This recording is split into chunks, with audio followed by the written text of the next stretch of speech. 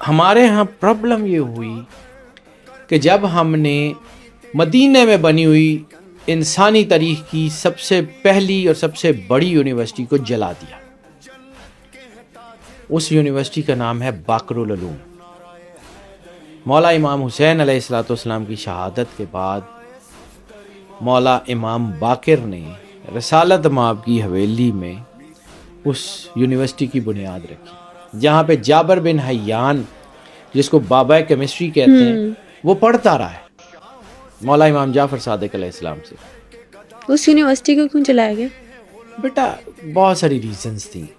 مولا موسیٰ کاظم یعنی امام باقر نے وہ شروع کی, امام جعفر صادق علیہ السلام نے وہاں پہ کام کیا. اس کے کریکلم وہاں پہ فزکس, میتھمیٹکس اور مطلب کچھ لوگوں کا خیال ہے کہ وہاں کمپیوٹرز, یہ جو بائنری ہے اس کی تعلیم بھی دی جاتی تھی باقاعدہ.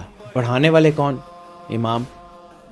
پھر مولا موسیٰ کاظم کو قید کر دیا گیا, 25 سال 28 سال وہ قید میں رہے. اس کے بعد یہ یونیورسٹی بند کر دی گئی, ختم ہو گیا سسٹم سارا.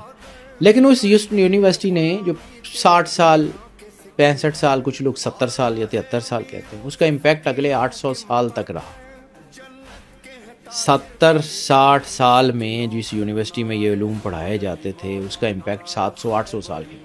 اس کے بعد زوال ہو گئے کیونکہ اس کے بعد سیٹ آف نالج ہی نہیں تھی. مولا امام علی علیہ الصلوۃ والسلام کے فرمان میں ہے کہ میں زمین کے راستوں کو جتنا جانتا ہوں اس سے زیادہ آسمان کے راستوں کو, اسپیس راؤٹنگز, ورم ہولز,